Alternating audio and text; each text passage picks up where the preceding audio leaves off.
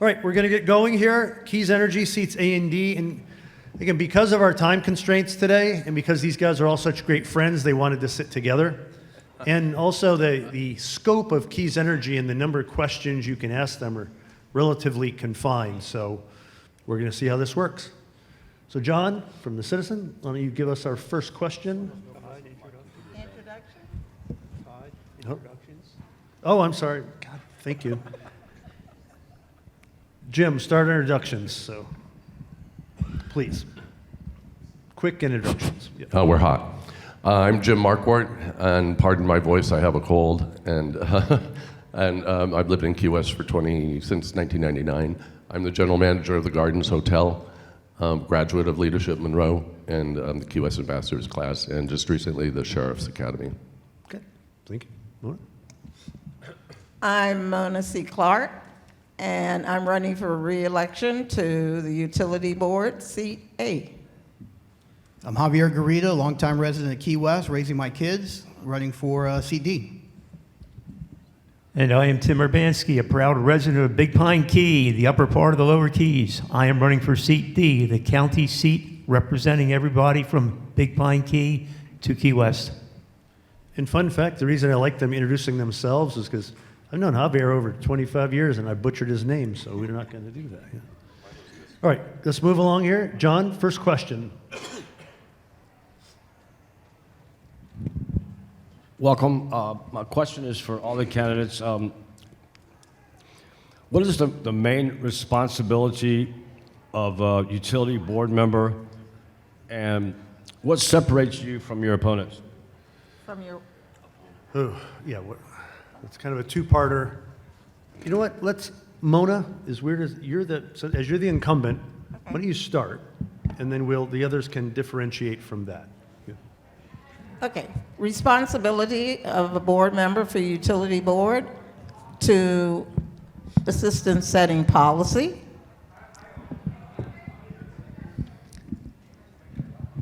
setting rates, Okay, sorry. and being a part of being proactive and part of what happens every 2 years, strategic planning, which sets forth all the projects that are completed by the utility board. And I guess what separates me today is I have an experience of over 2 decades. Jim.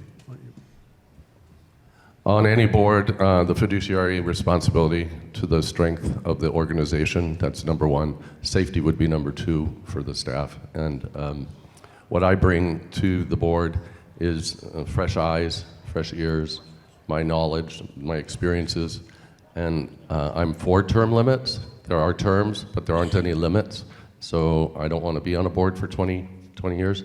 I would probably just be there for the 4 or 2 terms. Javier.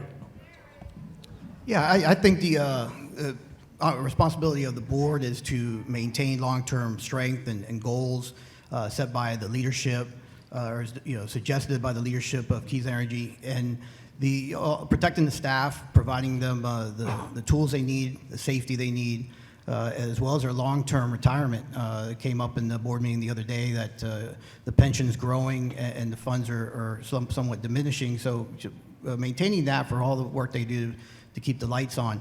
And what separates me is I want to maintain, I want to separate, I want to keep the lights on for you. Tim. The utility board has a great responsibility. Probably first and foremost, it oversees Keys Energy. Keys is a well-run company. However, the public requires transparency, it requires oversight. By law, it has to have a board to assure the public that the energy company is doing the best it can for its customers. Low rates, survivability of the energy systems, the infrastructure, operation, maintenance, the employees, everything comes in under the board's purview. The board has a great responsibility. It's like the manager over the manager.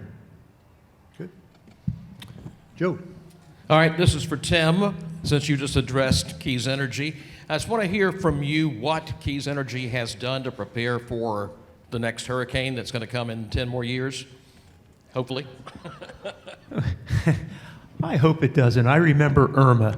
I remember all the poles, all the wires down actually on my property.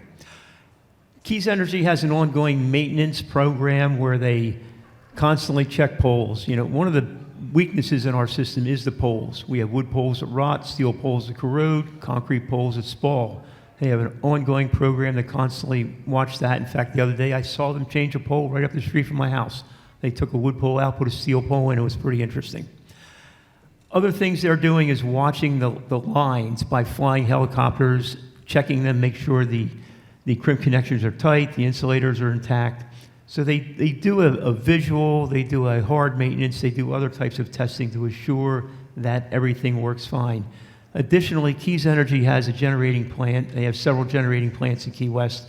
They've just recently overhauled one of the systems there, and they continually do that so that in the event of a storm, they can bring these plants online to keep our energy coming. Mandy. This question is for Mona. Is she up there? Yep, she's there. Okay. Hi, Ms. Clark. Hi. As the veteran incumbent on the utility board, what would you say, what in your memory, when was the last time the board denied or did not unanimously approve a recommendation by the Keys Energy staff? And is that sort of a sign of a strong operation or a rubber stamp board? No. The board is given the items for every agenda for a board meeting prior and days prior, so they are able to prepare for that particular meeting. And if you're a real board member and you are concerned about your customers, you're concerned about the agency itself, the industry itself, then you come to those meetings prepared. You use that packet of information, which is, like I say, on all items. Right. So the board has pushed back on staff recommendations and voted no? At times. In fact, I can't tell you exactly when. I voted in opposition of an item that had reference to something. Okay. And off the top of my head, the exact item had to do with a seat on the board. So it's not a unanimous for everything. And as I said, and then the public has the right to sit in all meetings and question. If they want, they can ask to speak and give public input. But when it comes back to what you actually said about unanimous votes, I would have to say no.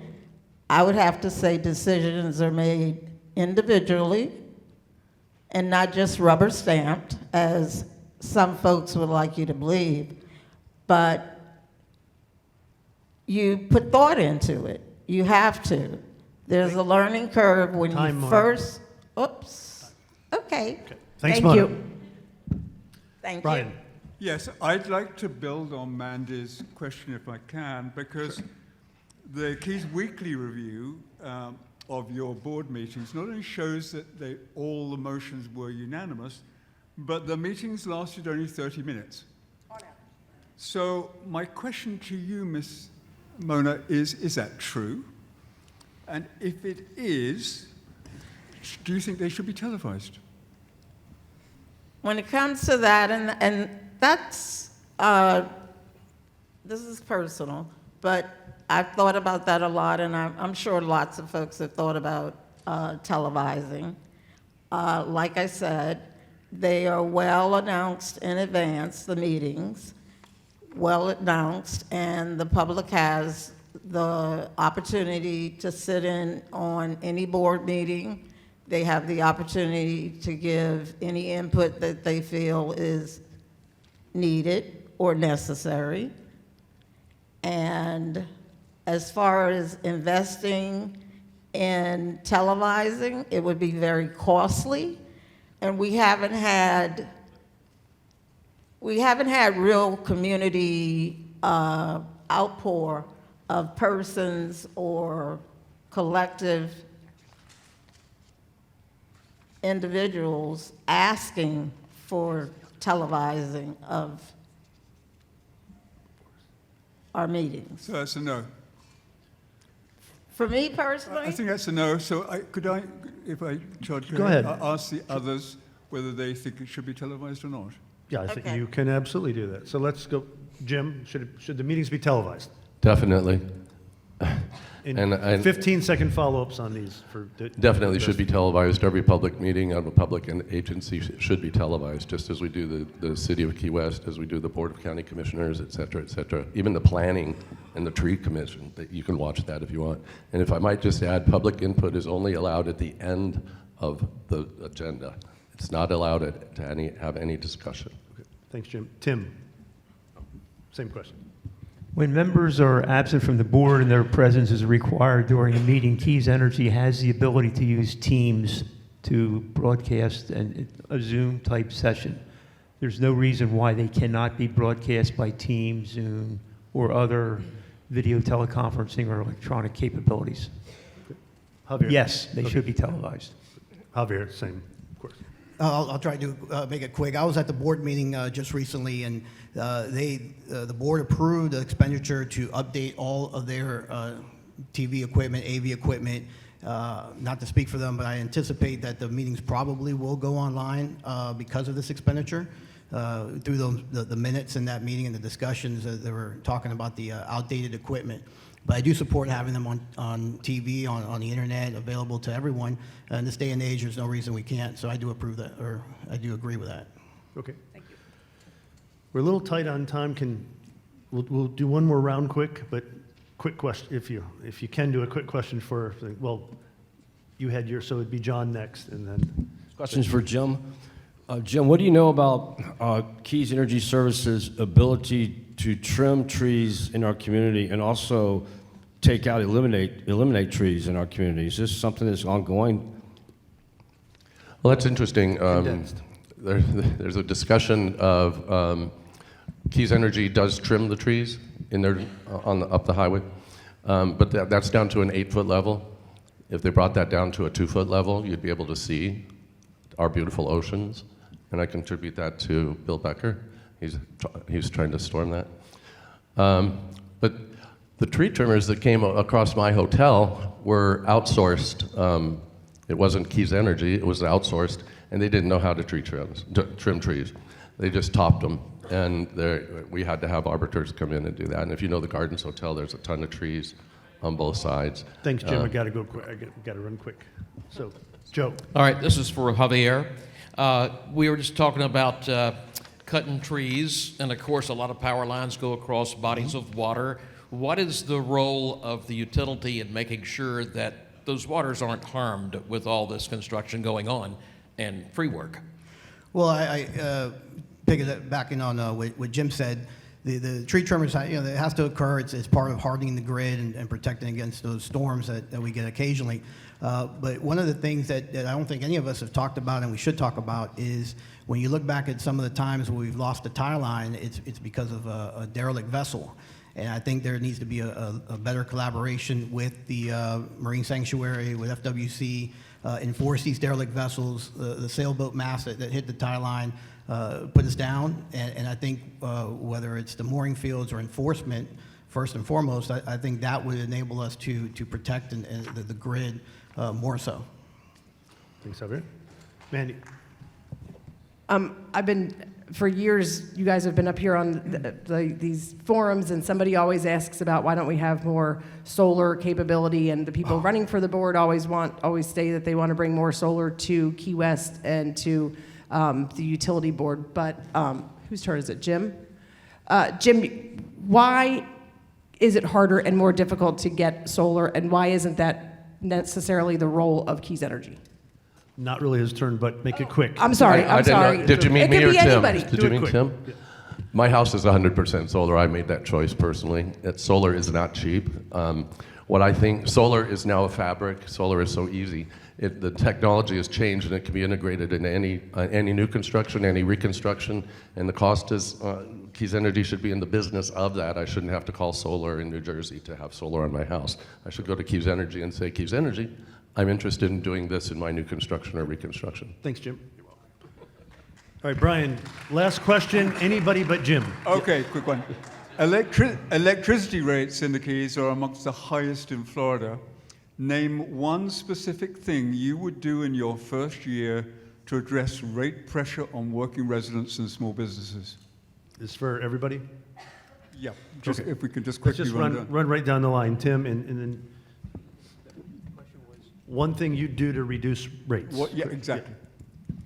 First of all, the rates are set by the state. The rates have been fairly consistent at 14.5 cents a kilowatt hour all year.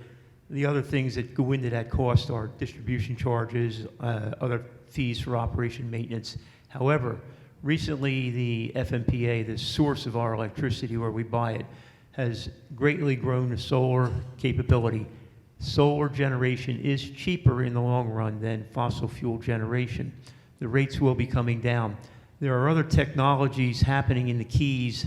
If we did some local generation to take some of the load off the grid, right now there's a proof of concept experiment going on with biomass generation at Boca Chica. There's a very minor hydrokinetic project going on offshore.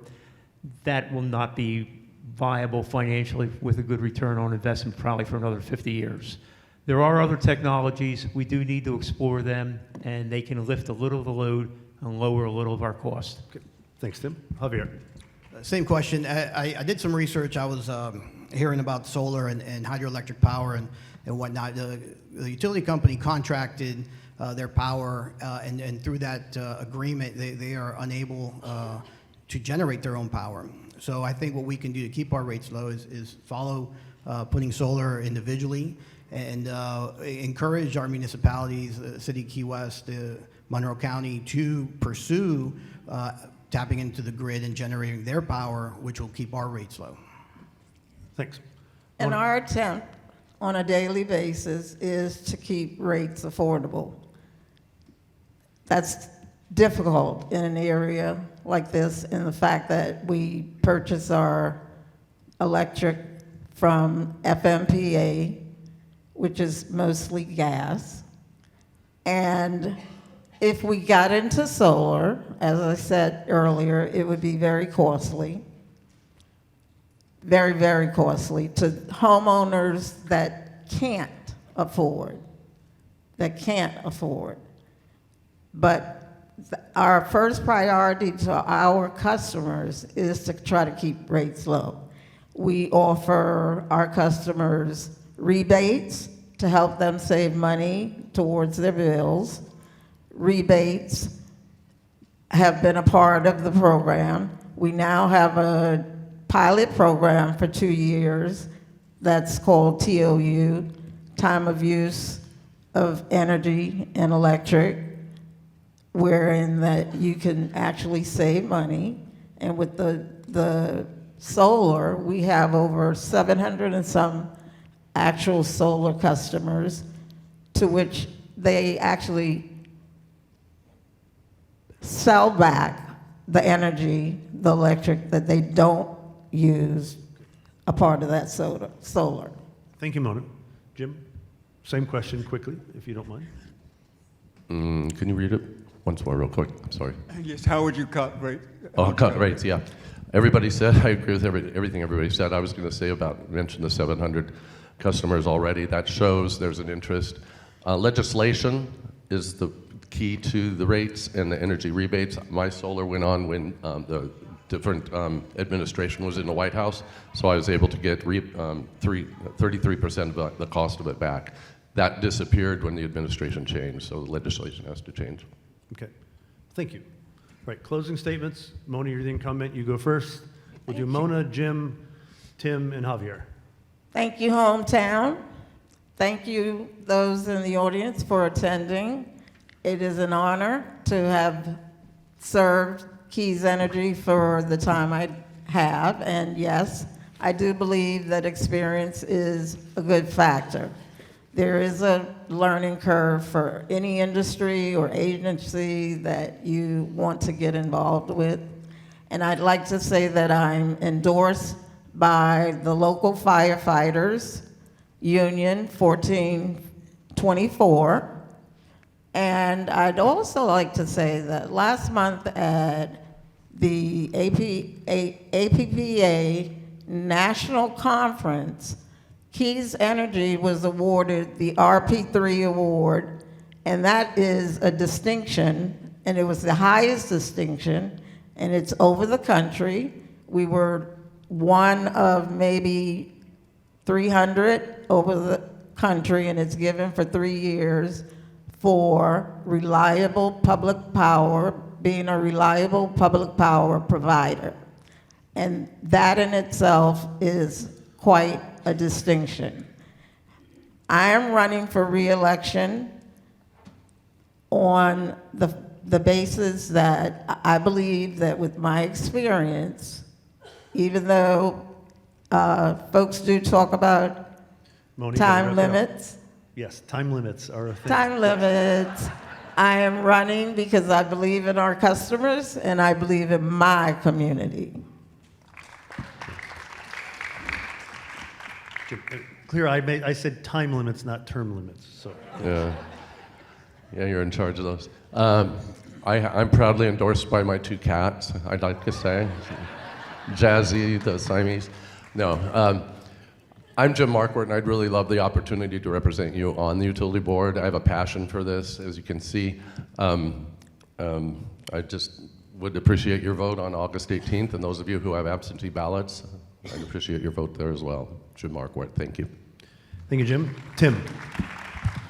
Okay, I am Tim Urbanski. As I said earlier, I'm from Big Pine Key. My first and foremost goal is to represent every customer, every employee, and Keys Energy properly. With that said, I also want to say I don't have any endorsements. I have been asked if I want endorsements, and I've told everybody no. I do not want any special interest groups, PACs, people with money, people with people with power. I don't want any of them backing me because I don't owe anybody anything.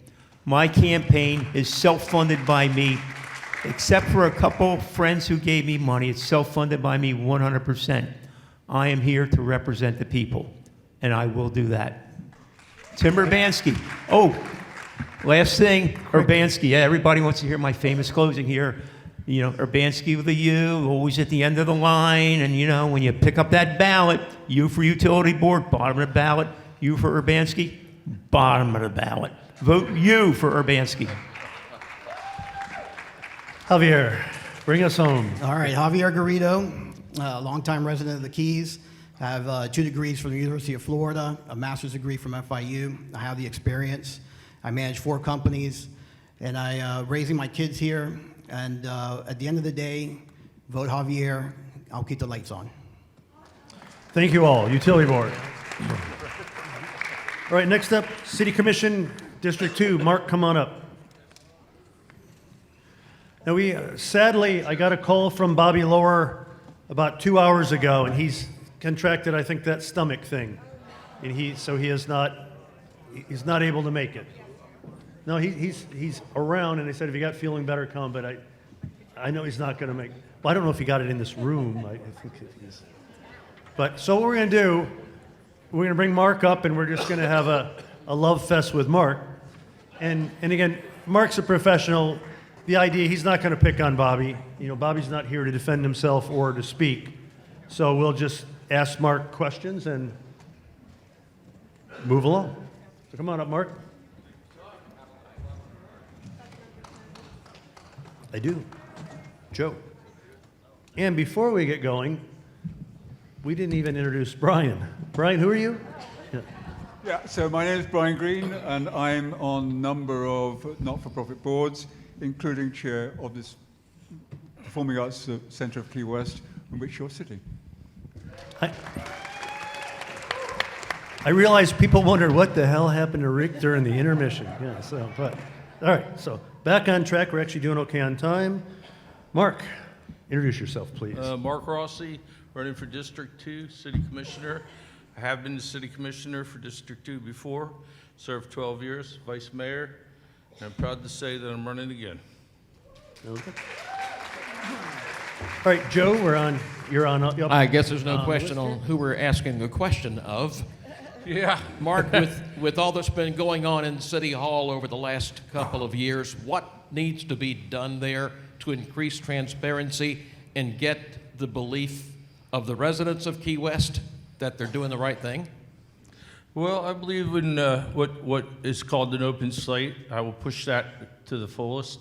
I think what's missing in City Hall, y'all, is common sense. Okay? There's a lot of things that are done over there just befuddles the mind. No common sense. I think that if I get on the dais, I'm going to push for an overhaul of the entire city. Consolidate departments, instead of having to go to planning, to building, to this, to that. Let's get it all condensed and in one thing. And another thing, Joe, I'll tell you, I'm going to work as a employee of the city of Key West in each department to find out what goes on in that department. I did it before when I was a city commissioner, and I'm going to do it again. And I don't take a salary. I'm not looking for salary. I'm not looking for insurance, y'all. I'm doing this because I love the city of Key West, period. And most of you, I know pretty much everybody in here. Right. So Let's go on to the next question Yeah. so we can actually have some well, questions. yeah. You're good. You're good. Mandy, yep. Mark Rossi. Mandy Bolden. That's how long you've known me. Oh, I know you good. Would you support the city's effort, if it came to pass, the city's effort to change its historic guidelines to allow property owners to paint up to 8 fence pickets any colors that they want? I have no problem with that whatsoever. Okay. They want to paint those pickets. They're already done in a lot of houses I drive by in Old This Town. would be in Old Town, obviously, yeah. Yeah, Old Town. They're already done. I mean, I'd support that. Okay, thank you. And I want everybody to know that when I was on the dais, you guys, I voted for the crosswalk down on Duval Street, just so y'all know. Brian? Mr. Rossi, Mark, welcome back. Brian, good to see you. You served in this seat from 2005 to 2015.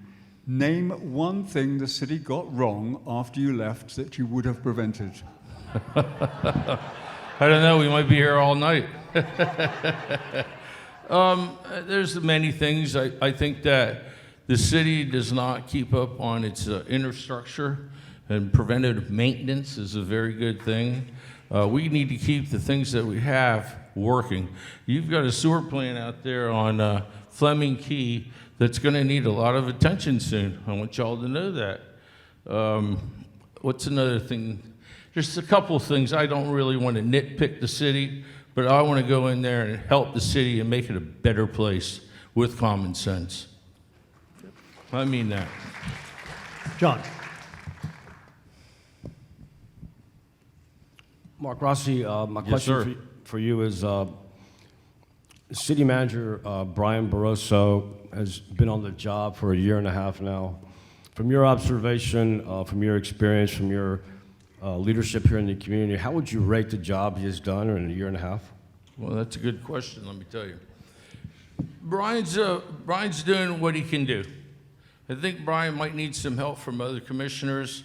If I go in there, and I am a management man, I know how to manage people. I have over 120-some people that work for me down on Duval Street. I treat people with respect. Brian's doing what Brian can do. I mean, but he needs some help from fellow commissioners. And like I said, you're going to have a new seat. You're going to have 4 new people on there that's going to change the way things work here. So hopefully, and we get a good commission. And I'll tell you all something. I've served on some good commissions where we got a lot of stuff done. Okay, Bill Verge and Danny Coolidge, we all did a lot. Clayton, we did a lot. Billy Wardlow. So I think it's working with people and trying to facilitate the quality of life here and make it easier for people to get into City Hall and get their problem solved. All right, Joe, I mean that. we got time for 4 quick questions. All right. I'm probably What, gonna cut I you hate off to a beat a little bit. dead horse, but it continues to lie there, and that is affordable housing, workforce housing in the city. What should we be doing? What can be done? I asked for a quick question. Okay, real quick. I own affordable housing, I build affordable housing, I rent affordable housing, workforce housing. Okay? There's a tremendous amount of housing that's going to start to come online, Joe. You got 54 units coming out over on Point Sienna. You're going to have the school board operation over there on where the school board is. There's a lot of places over here on Junior College Road that's new. The lofts down on Duval, in Bahama Village. Thank you.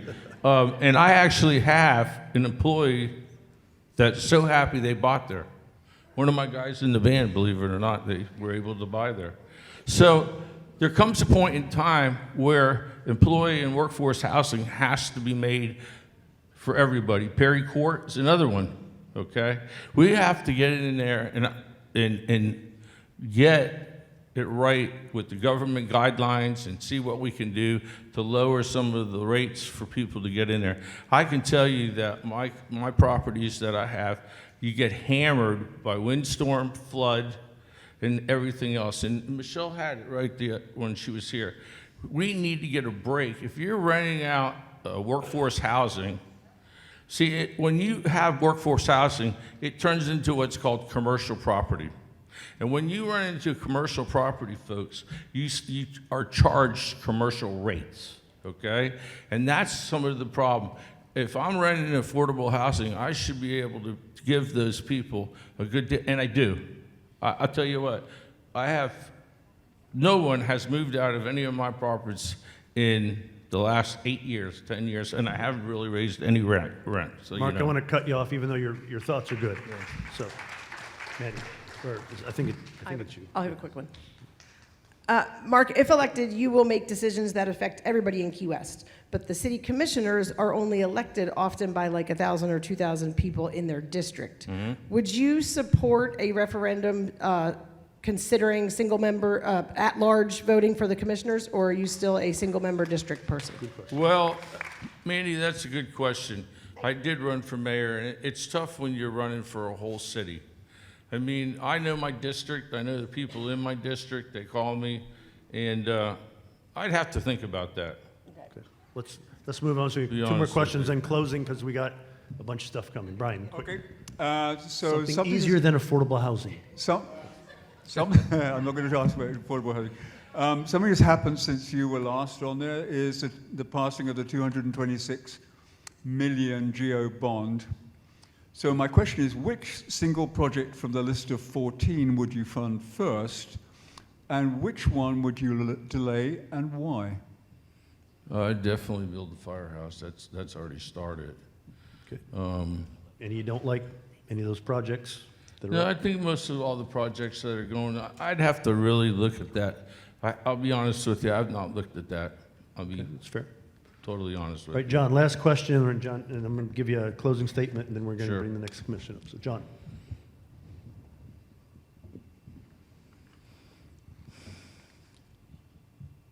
Mark, what is the one thing, if you were elected as city commissioner, one thing that you would hope to accomplish to bring this community together to lead us into the future? Well, there's a lot of things, and I'll throw a couple of things out at you real quick. I know time's of the essence. You have the old diesel plant down in Bahama Village sitting there rotting. You ever think about that? You go down there and look at it? Why don't we turn that into a convention center and use TDC money and build it? And use people from the community college here to help learn how the hospitality business works. Another thing is, and I've been hyping on this, and I'm going to say it again, I see Spencer here. Spencer and Sam, a few of us have really cared about our medical here. Your medical has to be top notch. People are leaving this community because they feel they can't get good medical. All right, I want a new hospital built out there on Stock Island that's state of the art. We're using a 70-year-old building, y'all. Think about it. 70 years old. Oh, they put a Band-Aid here and they put a Band-Aid here. You only put so many Band-Aids on a pig before it's Gotta wrap it up, too Mark. many. Give me your closing statement, Mark. All good points. I'm here. My phone's here. I'm very easy to reach. If you need me, call me. Stop by and see me down on Duval Street. Stop me in the grocery store. I care about Key West. And I love this city, okay? This city has made me what I am and who I am. And I started out, believe it or not, as a cook in the county jail, y'all. So I know what's going on. All right? All right. So I just want to say, please, vote for Mark Rossi for District 2. The people that are here, I won't let you down. I want to keep Key West, Key West. Thank you. Thank you, Mark. All right, Key Thank West you all. Commission 4, come on up. We're still okay on time.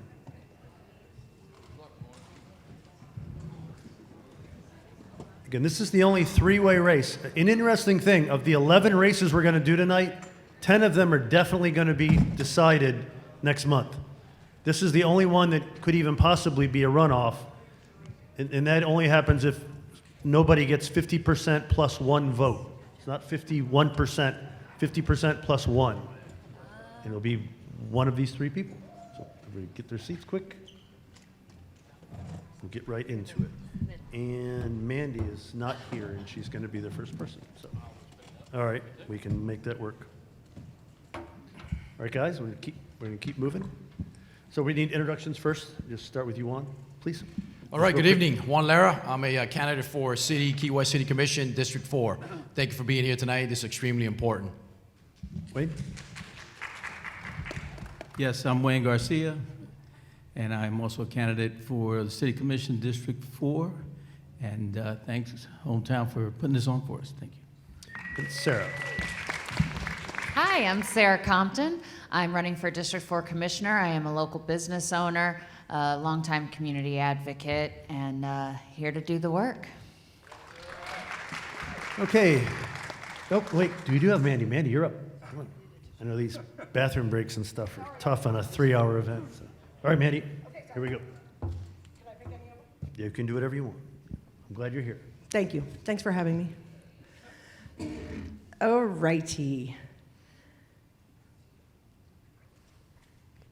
You guys are the easiest ones to do. That's, I mean, they all get along. It's great. It's hard to question them. Well, we'll see. Yeah. Same question to Wayne Garcia. Okay. The same question about the fence pickets, and would you support the city's efforts to change its historic guidelines to allow up to 8 painted fence pickets in Old Town? Yeah, I don't have a problem with the pickets being painted, as long as they leave the amount of the fence. It should be white because that's what HARC guidelines are. But I have no problem with the 4 or 5 pickets being painted. Okay. Brian. This is for Sarah. You've made rebuilding public trust in city government central to your campaign. What is the single most concrete thing you would do in your first 90 days to demonstrate that things are different? The first thing I would do, I'm already doing it. I am talking to the public about what is happening before the meetings happen, and I am doing that in detail. I am making sure that you have the information you need to decide whether or not you want to be a part of this decision, and I will continue to do that once elected. The next thing I would do is make sure that there is a easy to navigate public dashboard for the city website where you can check projects and anything else you need that doesn't look like a 1995 spreadsheet. John? There's questions for Juan. My question is about the quality of health care in Key West and Monroe County. It came up in a previous candidate. The board of the Lower Keys Medical Center just approved an RFP to find and contract with a healthcare entity to operate our local hospital. What does the future of healthcare look like in Key West for our seniors, our children, and our less fortunate residents who have trouble paying for healthcare? John, thank you. Great question. We're actually in a unique geographical location, right? I mean, we have the military, which is a great portion of our community, and they have limited resources as well, so they need the same health care. I know I have to look at the camera, sorry, I don't mean to be rude. They need the same care of health care that our community needs. So to go back in the previous candidate, the hospital definitely needs a facelift. 7 decades is an awful long time. Technology, resources, where any little thing that happens here, we have to fly the patients out of town, and it's just that's not acceptable. A lot of the times that potentially can cost someone's life, and I think that we need to work very hard on that to make it happen. We have to get our heads together. We have to work with the city commission, the board at the hospital, and we certainly owe that to our military here in town that do a great job for our nation and to protect us. So I think altogether, yes, we can do much better, and that's a great question. I appreciate it. All right, this question is for Wayne. Campaigning is probably the very best way of finding out what's going on in the community. You hear from people with their complaints. What are you hearing the most about? What are people telling you? Yeah, so in District 4, when I've gone about the community in the coffee shops, on the street corners, with the signs and stuff, the number one thing that I hear in District 4 is the seasonal flooding that we have along Flagler Avenue and how to deal with that. Some of the solutions I've given them is, to approach the Army Corps of Engineers, the city engineers, and see if a solution can come with some of that. And that's the flooding that goes on when the tide comes up and down. When it rains a lot in Key West, the city streets do flood. But the City of Key West Sewer Department or Public Works did a great job, believe it or not, this last time. Within 2 or 3 hours, most of that floodwater, rainwater was gone. So that's the number one thing that I hear about in District 4 is that seasonal flooding. Mandy? I was going to ask all three of them the same question about single. That's fine. So, single member or at-large voting districts, since none of you are an incumbent and are just, all three, I believe, are running for the first time, campaigning for the first time. You're making decisions for the entire city and beyond, but often are only elected by 1,000 or 2,000 people. Has the time come for the city to once again consider at-large voting for city commissioners? It seems opposite that the county commissioners have to campaign keys-wide, and you guys still have little districts. So I do understand the desire behind it, and honestly, I would love to see what the voters think. I personally love the idea of representing my close community. Those are the people who, we live around and we talk to every day, and, so I like, campaigning to my neighbors. But I would love to see what the voters have to say. That's for the voters to decide, and I think the public voice is very important, and that would be a great way for them to decide how they want their voice to be heard. Thank you. And Juan, and then Wayne. Okay. That's my job. Oh, I'm sorry. I'm kidding. Go ahead. No, I believe that the elections should be kept district-wide for district commissioners. We know our communities. I know District 4. I've been living in that district for 28, 30 years. I know the island of Key West, but I know those streets. I know those avenues back there. I know back where I'm at, Bahama, Jamaica, I know the Riviera Canal. And that's where I'm best at making decisions for the citizens and the voters of District 4. So for me, district-wide elections and getting us so we can concentrate on those on our districts is a better setup than trying to go citywide. Thank you. All right, Mandy, great question. Thank you. I actually was thinking about this before it was posed to the prior candidate. Well, we as city commissioners, eventually, right?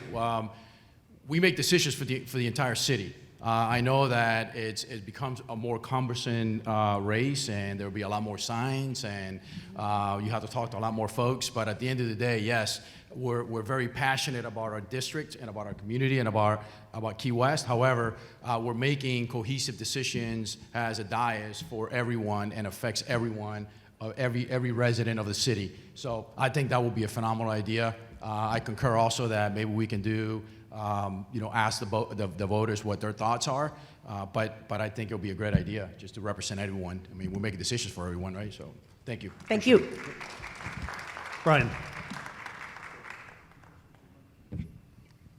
Okay, this is for Wayne Garcia. At the Chamber Forum, a candidate described a business owner losing $150,000 a month waiting on city permitting, and another who waited 8 months for permission to paint a facade. You're a contractor, so the question to you is, what specific permitting change would you encourage the city to make in order to address this problem, which I think most people have experienced in town? Yeah, so, and I'm a builder here in Key West, and I've dealt with the city of Key West building department for 40 years or whatever, and I've seen it all. And so one of the biggest problems right now with the building department is the availability of being able to hire qualified people, qualified inspectors, qualified plan reviewers, and even getting us a permanent division head, a chief building official. So what we have to do is we have to try to get that talent into the building department, and then have them try to figure out a way to streamline the building process, which is always takes, especially if you're in Old Town and Hart, it takes a little bit of extra time to get that pushed through. But there's no excuse for 8 months and thousands of dollars in lost revenue waiting on a permit. We can do better than that, and it all starts with hiring the right people to do the job over there at the building department. Thank you. John? Yeah, this question is for Sarah Compton. So the word transparency has been used a lot in this election year. What does the word transparency mean to you? And if elected city commissioner, what specific action would you take to be more transparent with your constituents? To me, transparency means finding every single way to bring public participation into the process. Corruption cannot grow or live or do anything whenever public eyes are on it. So public participation is my North Star, and I think that it is an incredibly important part of transparency. I also think that bringing the information to people where they are so that they don't have to hunt for it is so, so important to be truly transparent. And that is what I intend to do, and I'm already starting to do here during the campaign. That is definitely what I will continue to do as commissioner. Joe? This is for Juan. If you're elected to the Board of Commissioners, are you prepared to maybe have to make a decision that's good for the city but not necessarily good for you? Absolutely. Absolutely. Interesting enough, for 30 plus years, I've had leadership experience, not only at the federal level, at the state level, private sector.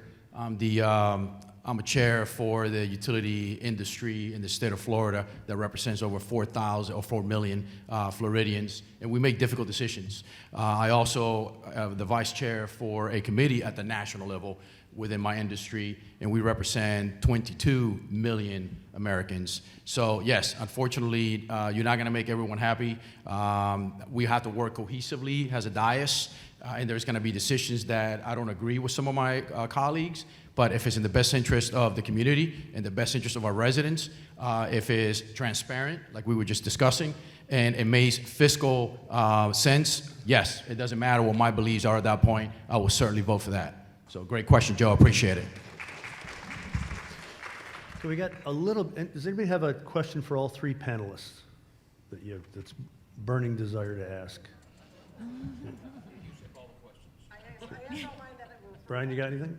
Oh, okay, we go. Oh, okay. Luckily, hopefully fairly quick. And then, yeah. For all three of you, what is your first priority for the district you will represent, hope to represent? Okay, so Wayne, Juan, and Sarah. First priority, fairly quickly. Yeah. My first priority is to get to the meeting on time. But other than that, is to work with the other commissioners in unifying that commission. There's been some division, and we need to get together. We need to try to make decisions that benefit the citizens of Key West, and don't benefit special interests or decisions that are just for certain people and not for all. So it would be to unify that commission. Thank you.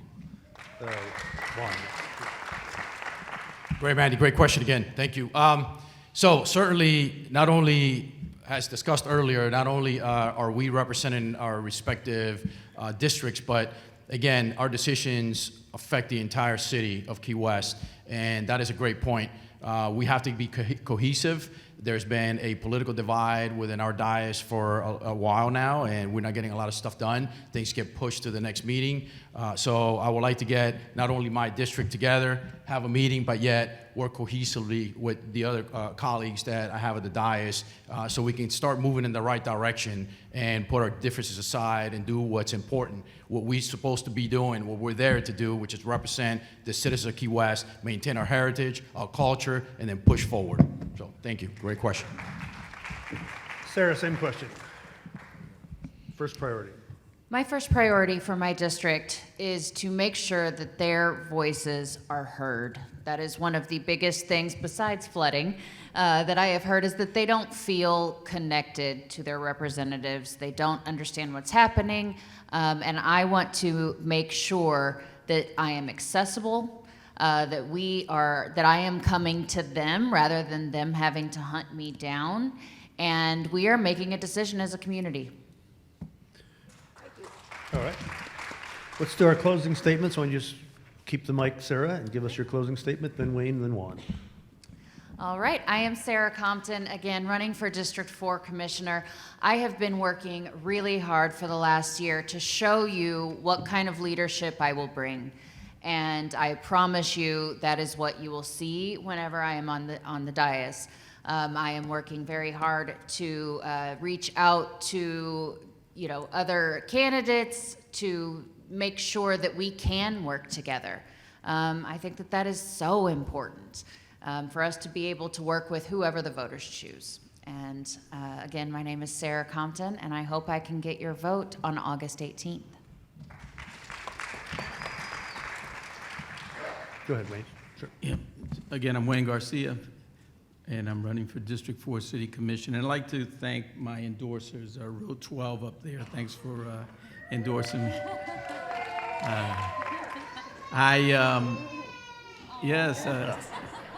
She wins. One of my grandchildren.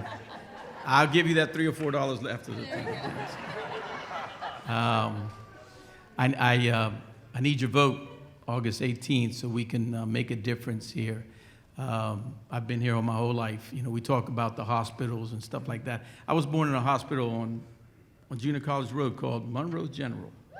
And Monroe General had a bigger morgue than it did have a delivery room. It was terrible. It was third world. We're trying to keep this upbeat. So anyways. Wrap it up. Yeah. So anyways, I would be honored to be your commissioner for District 4. And let's make a difference in Key West. Let's dream, and let's bring those dreams to reality. Thank you. Juan. HomeTown, Todd, panel. Brian, I'm still waiting for the tough questions. But again, thank you for being here tonight. This is extremely important to my colleagues. Thanks for what you're doing. I know it's hard. I do it every day. So, however, you have to be a well-rounded, you don't have to be a subject matter expert, but it'd be great to be a well-rounded commissioner. Education, experience, you know, I mean, just be able to speak with folks and talk to people, and just have the leadership ability to bring your dais together and be able to, you know, just have the tough questions answered. And just discuss the things that need to be discussed that no one wants to discuss. And at the end of the day, like I said before, we're here to represent each and every one of you, to represent our future conks, you know, to represent, you know, the tourist industry, the business owners, you know, the hospital, the healthcare, law enforcement, you know, all the first responders and military. So we're here. Juan Lara, candidate for Key West City Commission District 4, and thank you for everything that you do. Thank you, guys. And let's give them a special round. This is the way campaigns should be. These three are you just guys, wonderful. seriously. So, all right, now get off Thank the you stage. guys, class act, yeah. Okay, a little housekeeping while we're transitioning here. We've been a little negligent because I've been rushing, but thank you so much to the Tennessee Williams. They've done a fabulous job again. It's the greatest venue in town. Steve, Duval Street Media, who's doing the video, and the video will be up in a couple days. He usually likes to overpromise, so keep an eye out pretty soon. Yep. Well, I don't think that's going to happen, but and Kelly Friend, Avian Paradise, she's always lurking around. She's been with us from day one. And of course, all the donors, which I'm assuming is every one of you in here tonight, correct? Yeah. So again, we're nonprofit. We don't make any money doing this. We lose a lot of sleep, but we're going to do it. All right. So here is Key West Commission District 5. Let's get right to it. So gentlemen, introduce yourself. Greg, go first. Thank you, everyone. Thank you, Hometown PAC and Todd. Greg Sullivan, running for Commissioner District 5 seat, 32 years in Key West, and look forward to serving you a little more as your commissioner. Hello, everybody. My name is Chris Massicott, also running for City Commissioner in District 5. I want to thank the Hometown PAC for doing this. I've worked in city governments and city elections all over the country, and having an organization like this informed voters make better decisions. So thank you, and I'm looking forward to this. Brian, first question, Brian. Straight in. Greg, you're a senior manager at Waste Management, which holds Key West trash and recycling contract. At budget time, and when it comes around to renewal and renegotiation, while you're on the commission, what will you do? Good question. And yes, I am. I've been serving the city for, like I said, 32 years. So when I decided to put my name out there, first thing I did was I called Waste Management Corporate Legal and got their opinion. Second thing I did was I called the city attorney and got their opinion. Our current contract goes for 4 years, and the only thing that will change in the next 4 years is an annual CPI that's already approved and in the contract. So when that comes up, I will obviously recuse myself, but there's no negotiations to go on. So next year, whatever the month is, I believe it's February, whatever the CPI is, that will be implemented. But there'll be no contract changes, so there's, other than myself recusing myself, we're all good to go. Thank you. John. Chris, I'm going to ask this question to you regarding the city manager. He's been a city manager for a year and a half now. It was a close vote. It was 4-3. How would you rate his job that he's done so far in the year and a half? Well, I would start by saying I think he's an incredibly nice guy. He's very friendly. I would hope that he would do more public appearances and be a little bit more forthcoming about what's going on with the city. But there's a lot of improvement to be made at the city. So I would give it a middling grade, I would say. Joe. This is for Greg. Same question I asked a few moments ago. While out campaigning, what are you hearing the most from residents in the city? What are they really upset the most about and concerned about? Well, obviously, the old story of housing and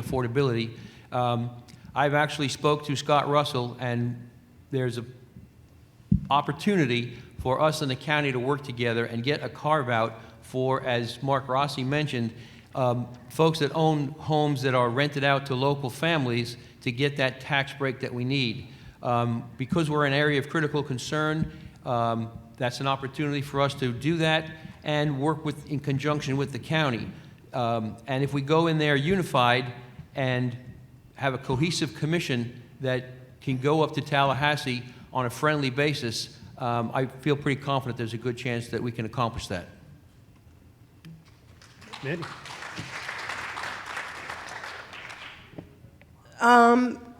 This can be for both of you. I'm a huge fan of Florida's public records laws, obviously, and the sunshine, government and the sunshine laws.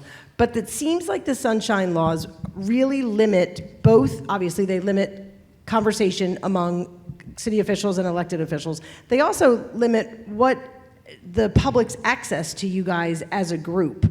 Is there anything either one of both of you would support when it comes to additional more casual workshops, town halls, as long as they're properly noticed so that you guys could actually interact in a public setting that's not necessarily as formal as the regular once-a-month commission meeting? Let's do Chris first. Like I said, I've worked all over the country, and some states have really strong sunshine laws and some states don't. I think some of the states that do have strong sunshine laws, they come, they run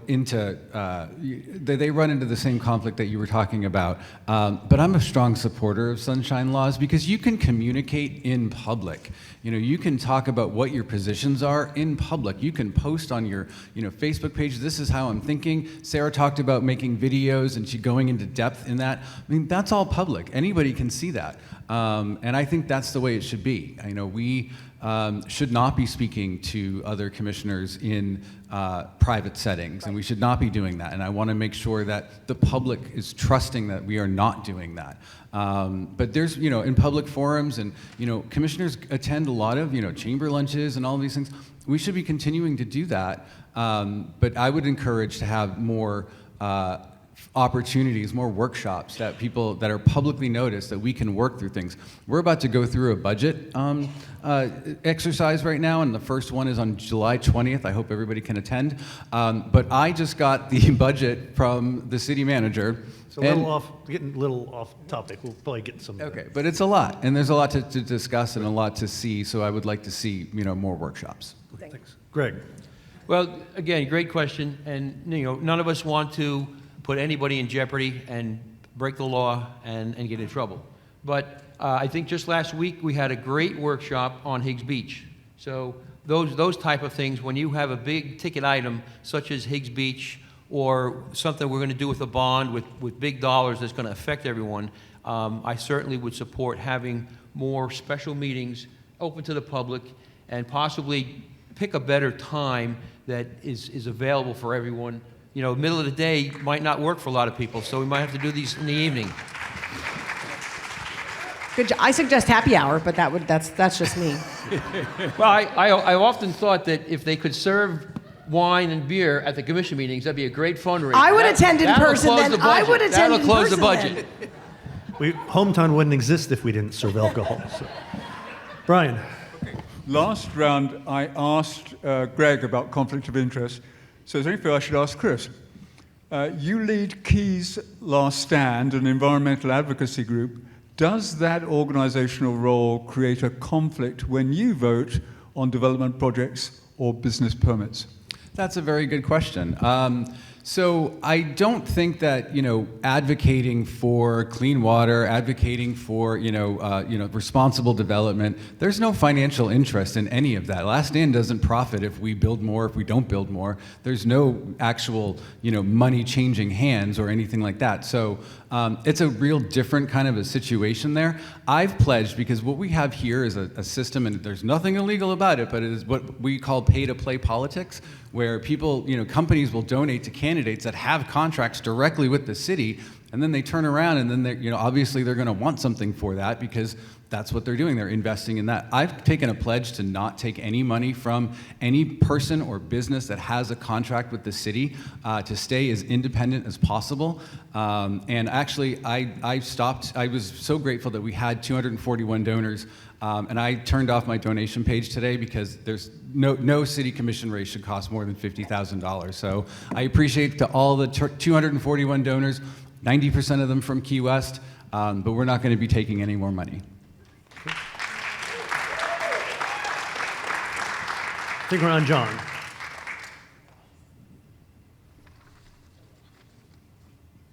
This is a question for both candidates.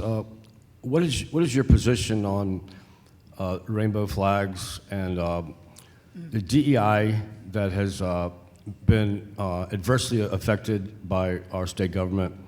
Where do you stand on that? And there's a potential arch that's going up, a rainbow arch downtown that's been suspended. So I'm just curious where you guys sit on that. Greg, then Chris. All right, well, great question. And I fully support changing the HARC laws to allow the picket fences downtown, number one. Number two, we were as a city put in a pickle by Tallahassee.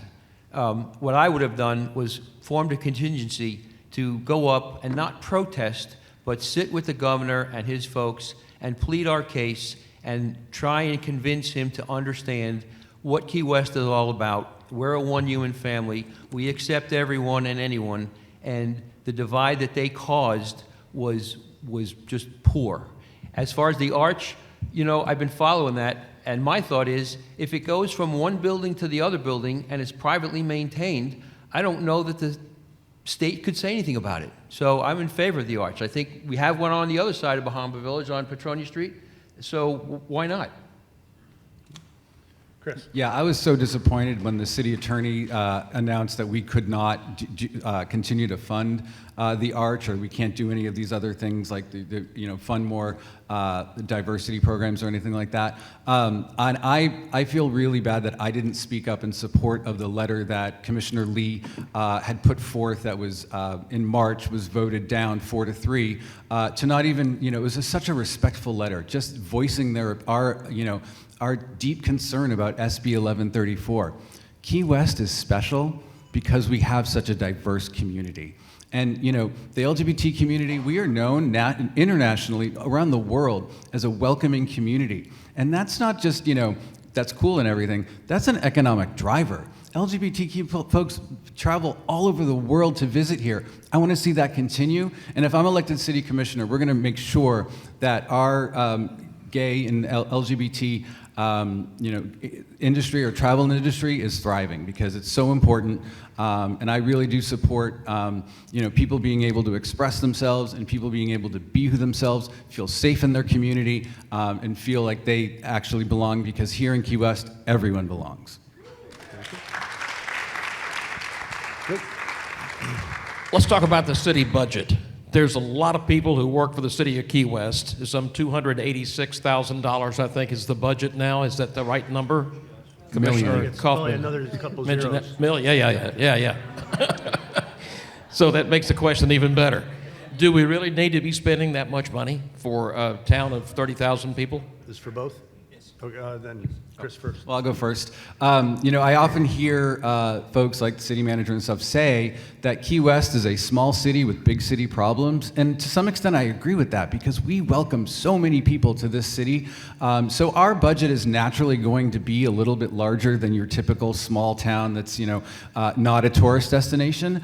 But I think that there's a lot of efficiencies that we can find in government, and I'm a big proponent of zero-based budgeting, where everybody starts from zero and they need to justify what they're going to do. It's a lot longer of a process, but I think it's really necessary, because when I ran 2 years ago, my sign said lower taxes, and what I meant by that was not to cut it off at the leg with the state taking control with this referendum. But what I meant was that we need to look within ourselves and say, can we be as efficient as possible? Can we provide the services that everybody needs and depends on at a lower cost, so that we are not creating an undue burden on especially renters and the workforce that work here? Because every time property taxes go up on non-homesteaded properties, that landlords, transfer that to the renters. And, even $50, $75 a month is a lot to ask of a public school teacher. So I would like to really look into it, and I will not be in favor of, raising the millage rate anytime soon. Great. All right, well, again, great question. And, I've been in private business for a long time, worked for a large corporation. So we're held very close to budgets. We have to do budgets, and we have to stay in line with our budgets. So I am happy with the fact that our city manager has a huge financial background because he's a numbers guy, and he can help us through that. But I have a very simple approach. It's 3 simple questions. What do you want to have? What do you have to have? But more importantly, what can you afford to have? So going through the city budgets, and the city sent us all a package over the weekend of some proposals in budgets. There's opportunities in there. And one opportunity I saw that part of my platform is going to be maintenance. There was a thing there for $1.7 million to defer maintenance. Now, while that sounds good, it's the old story. You can either pay me now or you can pay me later. So I much rather, my platform is fix it today, maintain it today, so that forward it doesn't break, it's not a hair on fire emergency, and we can budget those costs rather than have an issue that costs more down the road. But there's opportunity everywhere.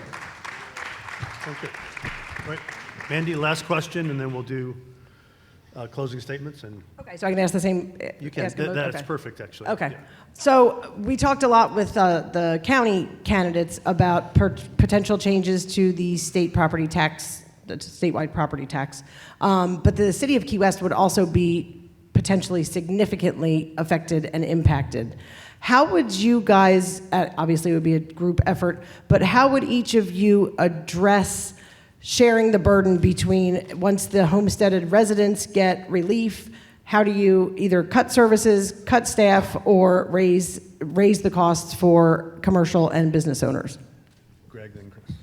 All right, again, another great question. And the city did a tough job when this first came out, and they wrestled with looking at the fire service.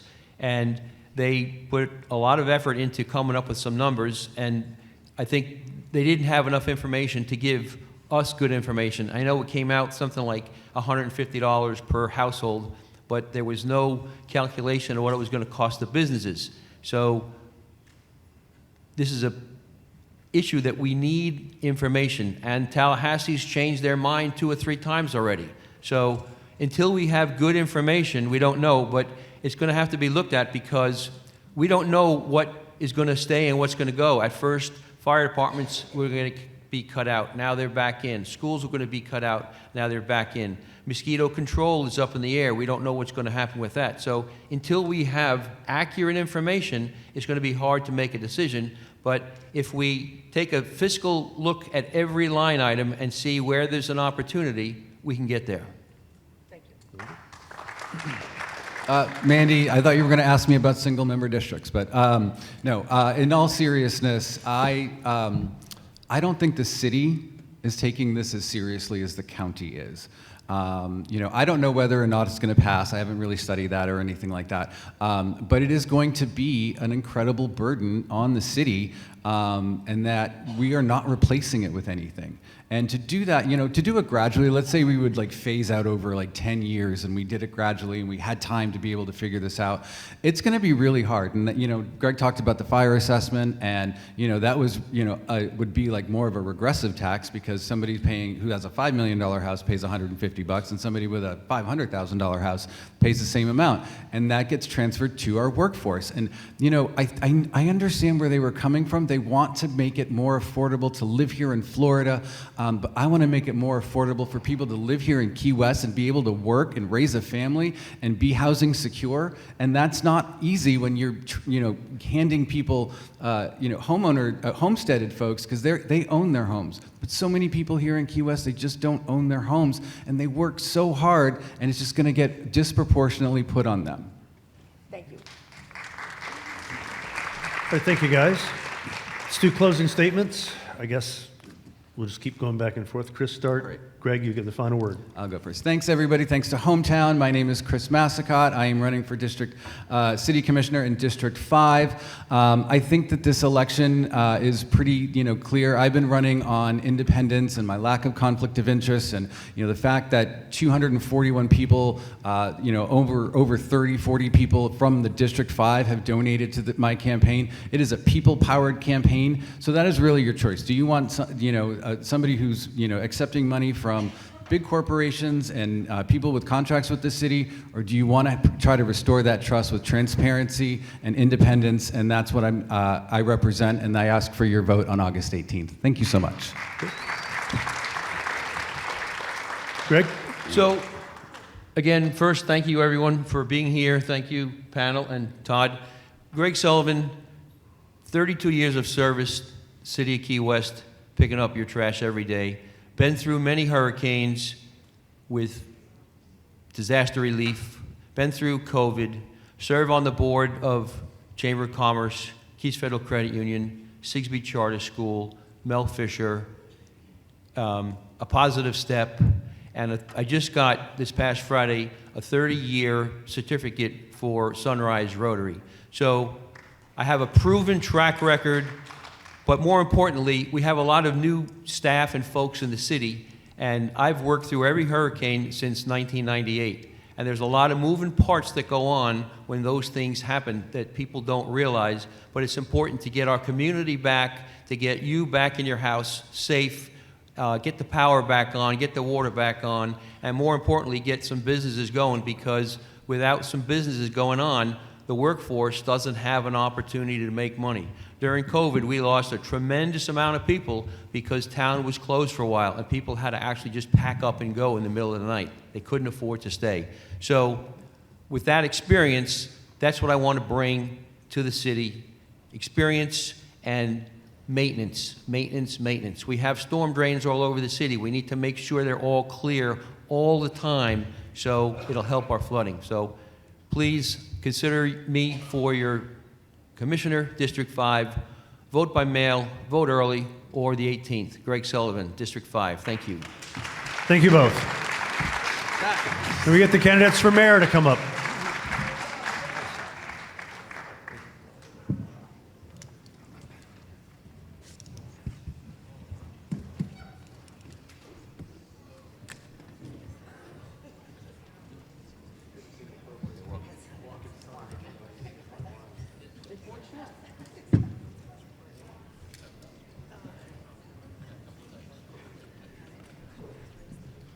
Hoping I don't need this. Wine.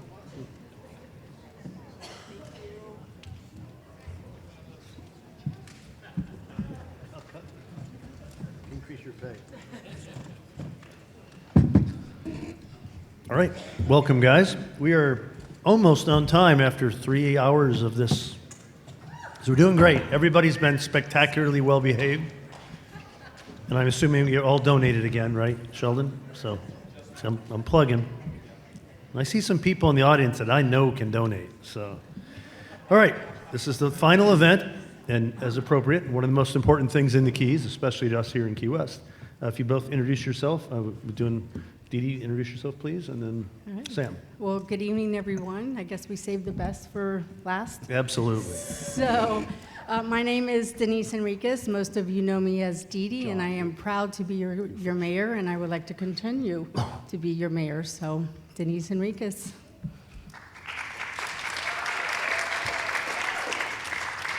First, I want to say hello to Madam Mayor. It's been a tough campaign so far. I think we can recognize that, but we need to do what we can to unite our community. And I want to tell everybody that something very special happened to me in the late 90s, and Rosemary Enright, maybe some of you remember her as the public defender, she hired me, and I made the decision to move to Key West, which was one of the best decisions of my life. Sam, we're just introducing. Oh, I didn't know. I didn't thought we had a minute or two. No. Okay, never mind. I will tell you later about the story of how I came to the Key last West. 3 hours. It's okay. We'll have plenty of time. Okay. So let's get into questions, John. Sorry. I should have read the. That was a nice story, but no.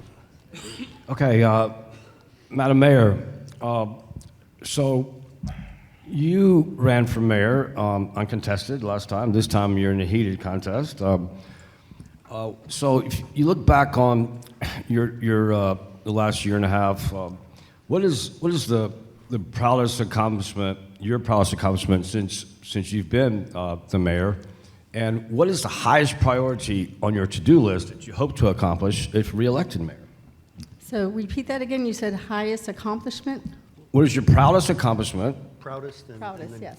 first priority. And the highest priority on your to-do list? Okay, so yes, I was very blessed and very fortunate to be able to run unopposed when I first ran for mayor. Prior to that, I was your tax collector for 20 years, 31 years in the office, serving our city and our county for 31 years. When I first became mayor, we did have some challenges that I inherited from our previous administration. But one of my proudest moments, I would say, is building the relationships with our municipalities, our county, our state, and our federal level. This year, we were able to bring home $5.5 million back from our state, which hasn't been done in almost 10 years.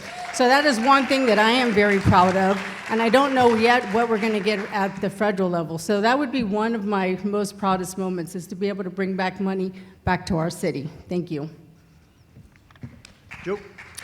All right, first off, I want to apologize. This morning when I was talking to Sam, I didn't have the mic turned on when I had the two of you say hello to one another. And I've heard from several people today, well, he didn't even say hello to her. But she said hello to him.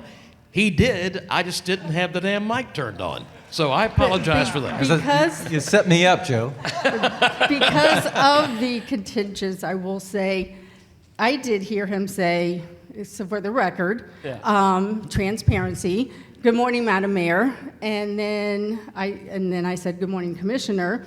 And then next thing I knew, my phone was blowing up and getting phone calls and texts and saying, why didn't Commissioner Kaufman say hello to you? Yeah. And then I read on Facebook where it said that the mic was turned off. Yeah. So for transparency. All right, good, good. And for those of you who have been there, there's a lot going on in that room. All right, Sam, I wanted to ask you a question that we discussed today, what you would do going in as mayor to restore trust and transparency in City Hall. Well, there's a lot, but what we can start with is inviting people to come into City Hall, and we can invite them on every issue, on every account. And what we should start doing is addressing all the issues with a strategic plan. We could, I think what Mandy's question earlier was a really good one. And what it did was it built unity among the previous commissions I've sat on, where we had workshops, where we talked about the strategic plan and we united around the priorities as a commission. And we brought in people and we described what we thought we could accomplish, and we had buy-in from the entire commission. And so what we need to do is we really need to focus on building camaraderie, unity among the commission first, and we need to provide the information to the public with full transparency. And so people have questions about, like, Mallory Square, how did those leases take place? What about water quality? Why was the college program terminated? Higgs Beach, where did that come from? There's question after question after question, and what we need to do is we need to be transparent, meaning we need to provide the information ahead of time. Thank you. Mandy? All right, this one's for both of you. Does the mayor go first? We're good. Okay. So both of you guys, both of you two as candidates, have lamented the political and personal attacks that have sort of, sorry, Mayor. I can see you. Go ahead. Have both lamented the personal social media attacks, personal, professional allegations. So for my first question, I wanted to ask each of you to address or set the record straight for anything that's been out there, whether it's been the rumor mills, social media, Facebook, or Coconut Telegraph, to correct the record. Let's do Sam, then Dee. Sam first. My campaign has not engaged in any negative campaigning. Now, you can laugh, but there is none from the campaign. Right. There are others in the community that engage in that, but we will not do that. I think that if you look, we will not do that.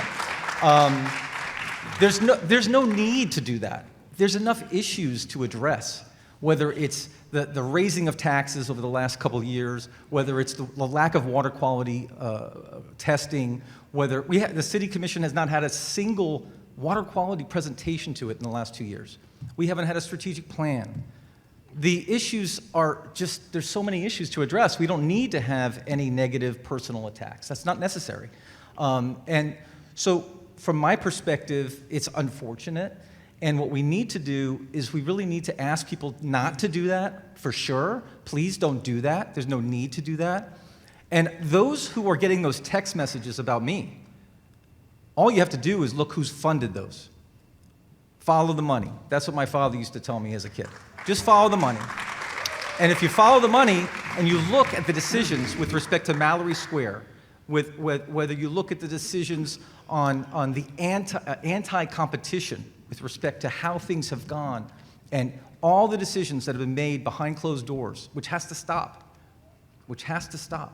because we need a level playing field. If you're a small business person out there, you should have the same rights to apply for those leases at Mallory Square as the big companies. Getting way off topic. So, Dee Dee, on Anything to set the addressing record negative straight. campaigning.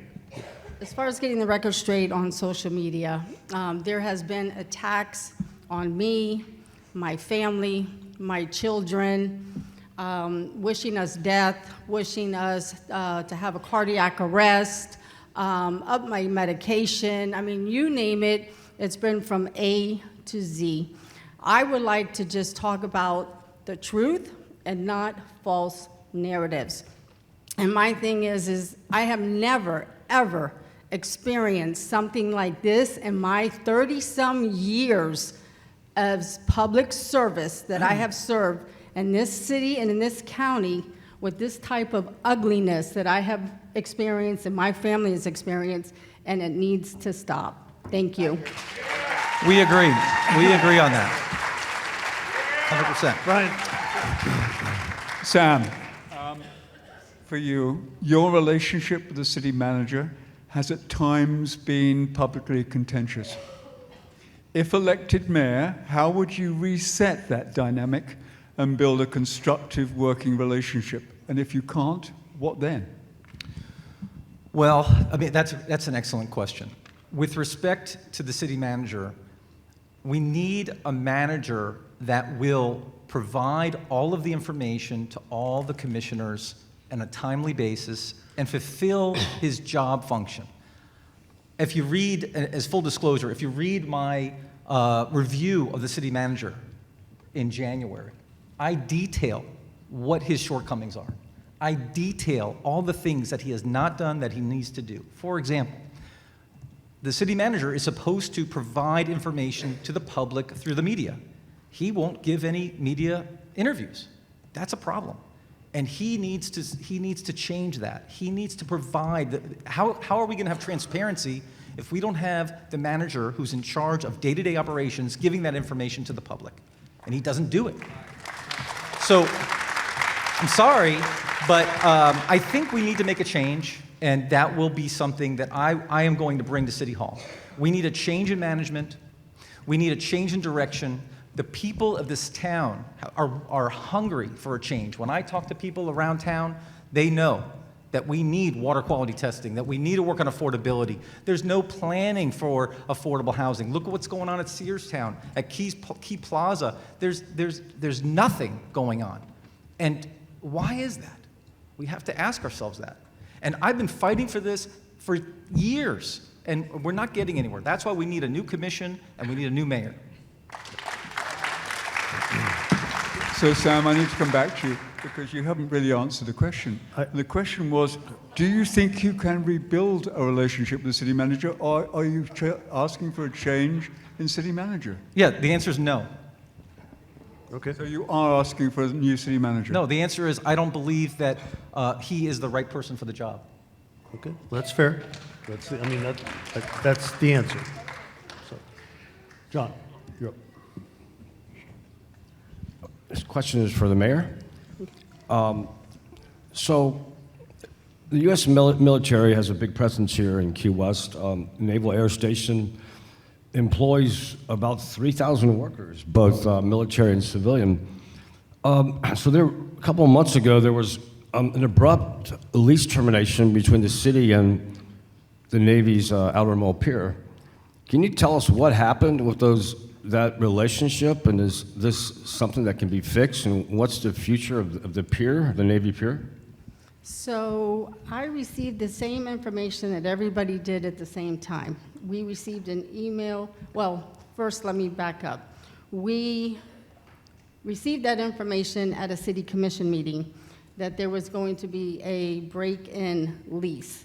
Then the next day we received an email from the Captain Colin, surprised to himself as well, that he had no information, there was no communication in reference to breaking the lease. So there was a lot of conversation. Next thing we know, then we get another email from somebody higher up in the military stating that they are now breaking the lease, and it was they are breaking the lease, and all this information was all new to us. We were never involved in any of these conversations, and now the lease is going to end come August. And from my understanding, and this is probably news to everyone, but in reference to the boat races, when going over the budget today, we're going to be responsible to paying either $30,000 or $60,000 to be able to have the boat races, which that was not said earlier as well. Can I answer that question? Mm-hmm. Well, no, I mean, let them Right. get to it. So, Joe. All right. Unless it happened today, my understanding is we don't have a strategic plan in the city. Why? Who's this to? Both. Okay, then Dee Dee, then. So we are working on a strategic plan right now. Matter of fact, we have a meeting, another public meeting come sometime in July. So we do have a working strategic plan that we're working on currently to be able to have one. We had one last year. Nobody really used it. It expired after a year, and now we have a new plan, and it's been very a work in progress, and we'll have another workshop in July. Sam, strategic plan. So the city commission is a policy board. The policy board decides policy and sets the budget and gives direction to the city manager. If you don't have a strategic plan, you don't set your priorities. It's like having a business without a business plan. It's like a business without a marketing plan. It makes no sense. And so when people say, well, why is there so much division? Well, there's division because there's really no direction. We need a mayor to lead, to set the agenda, to have a strategic plan, and to build the buy-in from the rest of the members of the city commission. That's what we can do. It's like the outer mole. Well, wait a second. The city manager sent an email, a letter to the Navy command to cancel our lease with no direction. That's a policy decision.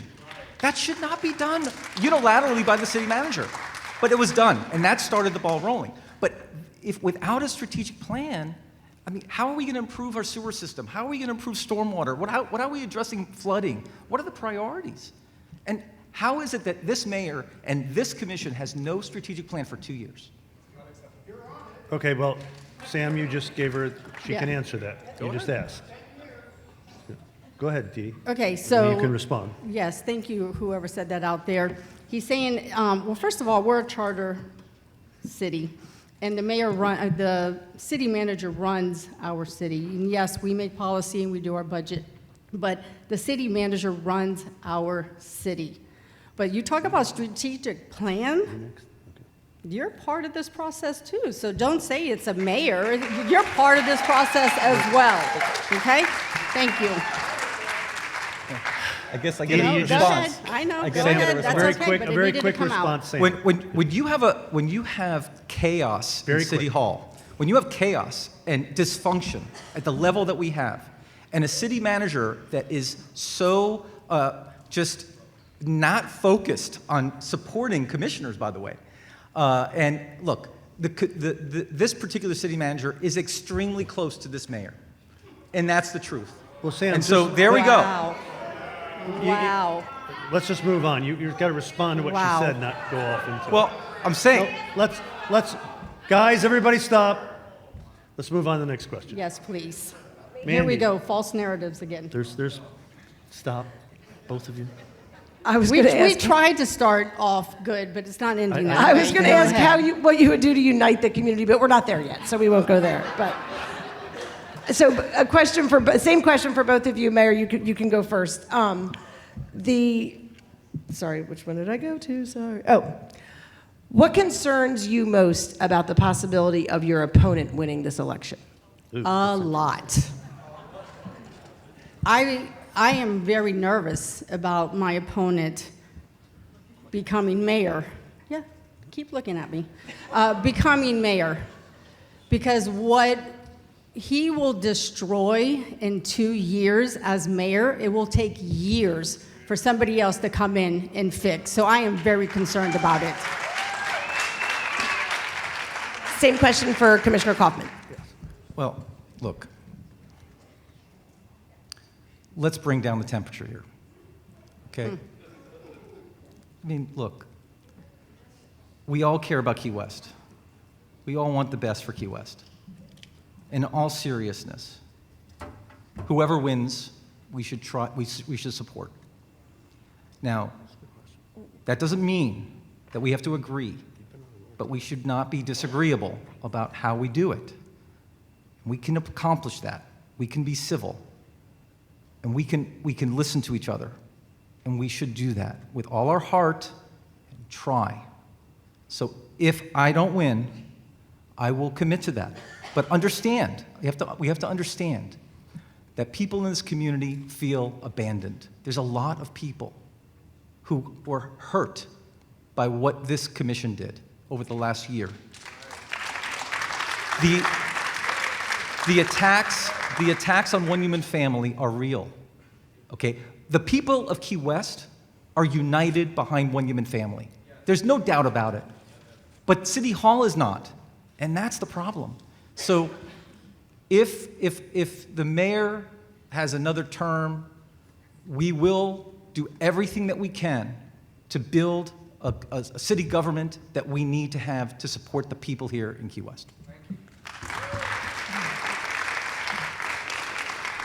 Okay, we've done two. Brian's got another question, then we'll wrap it up. Okay. And I know we could do this another half hour, but This is for I have both to of use you. the bathroom. Yeah. The city currently uses an out-of-town contract city attorney billing at $500 an hour. If elected, would you replace that arrangement with a full-time in-house city attorney? And if not, what justifies that cost to the taxpayers? So let's do it. Sam first, then Dee. Well, look, my record on this is very clear. Prior to hiring the current city attorney, I presented multiple times the option of hiring a law firm in the Keys, familiar with the Keys, at $215 an hour, a real bargain, okay? And I don't understand why we had, there's over 100,000 lawyers in Florida, 100,000. Now, we had to pick the same lawyer that Ron Ramsey selected to help with firing Al Childress, the same lawyer? I mean, it's very odd. It's a very odd choice, actually, in terms of if you think of it that way. Now, Ms. Downs is a fine lawyer. She knows what she's doing. But is she the right fit for Key West? I don't agree with that. So I think what we need to do is we need to have a transition period. And the transition period would be, I would ask the City Commission to reconsider hiring the Vernus and Bowling firm for that $215 an hour, and that would help us get to the next place. Dee Dee? So when I am reelected, we will go out for a search for a new city manager. Mayanne Downs has been great. She's been a great city attorney. I'm sorry, not city manager. City attorney, sorry. City manager. Yes, no, please, city attorney. We will go out for a search for a new city attorney come August 19th. Yes, thank you. Okay, so that was the last, and as we've done through the night, we do the incumbents first. Sam, but I will just flat warn you, if you in your closing statement, if you make an accusation, bring her name up, I'll let her respond. Okay? And vice versa. Yes, well, you're going to speak after her, so you automatically get to respond. Oh, So, okay. Dee Dee, you're first. Okay. Thank you, everyone. Thank you, HomeTown, for this evening. I know it's been a very long afternoon. Thank you, everyone, for staying here. I am your mayor. I am proud to be your mayor. I want to continue to be your mayor. I will tell you, I have been endorsed by Congressman Carlos Jimenez, Senator Ana Maria Gonzalez, previous city manager Craig Cates, previous city manager Dennis Wardlow, professional firefighters of Monroe County, South Florida Police Benevolent Association, Key West Firefighters Local 1424, International Brotherhood of Electrical Workers Local Union 1990, and Teamsters Local Union 769. I would like to continue to be your mayor. I want to continue to move our city forward. Please vote for Denise Didi Henriquez, August 18th, and I look for your support. Thank you.